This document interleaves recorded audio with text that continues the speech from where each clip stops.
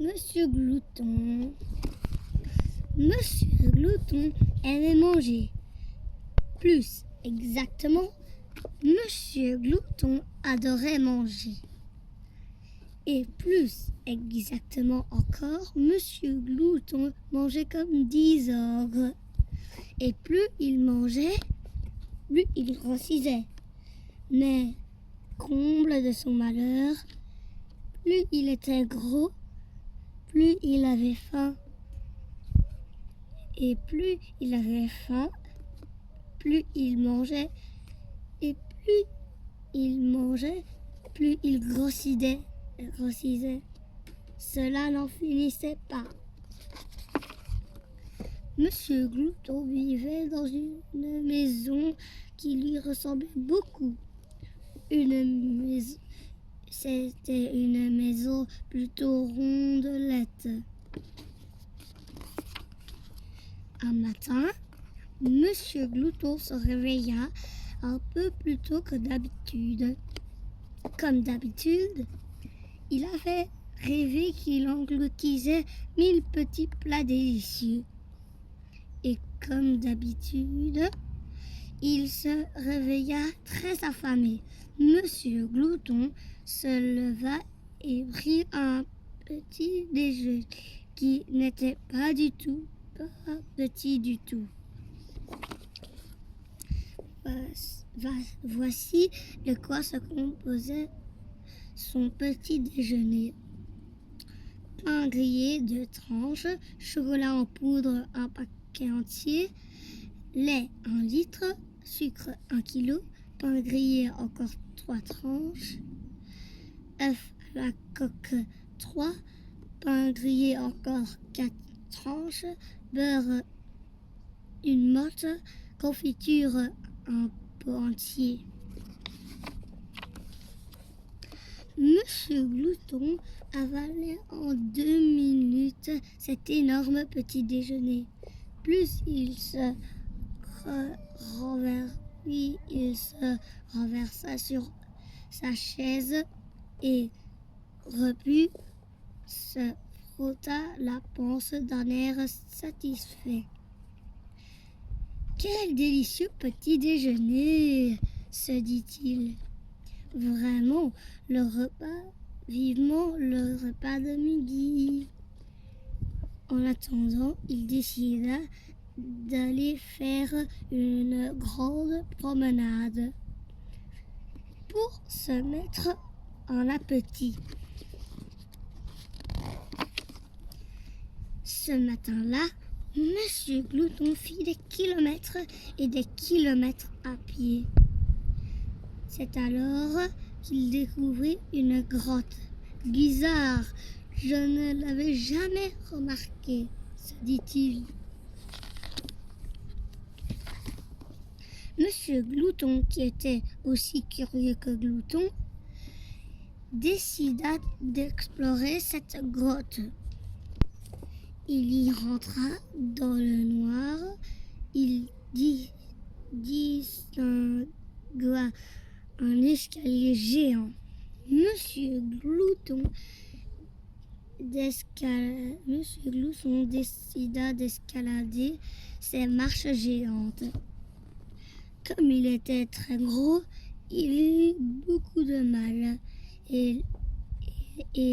les gravir. Mais il finit par y arriver.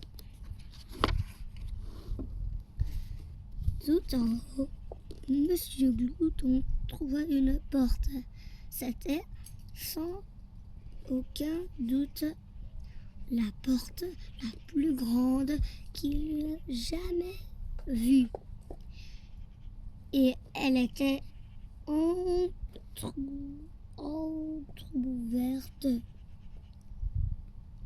Monsieur Glouton décida d'aller voir de l'autre côté. Il se glissa dans l'entrebâillement et découvrit un spectacle étonnant. La plus grande pièce du monde. Elle était aussi grande qu'un champ. La table, au milieu de la pièce, était aussi grande qu'une maison. Et les chaises aussi grandes que des arbres. Monsieur Glouton se sentit tout petit. Soudain, une odeur lui chatouilla les narines. C'était l'odeur la plus délicieuse qu'il eût jamais respirée. Monsieur Glouton décida alors de grimper sur cette table. Il se mit à escalader le pied de l'une des énormes chaises. C'était très difficile et il lui fallut beaucoup de temps.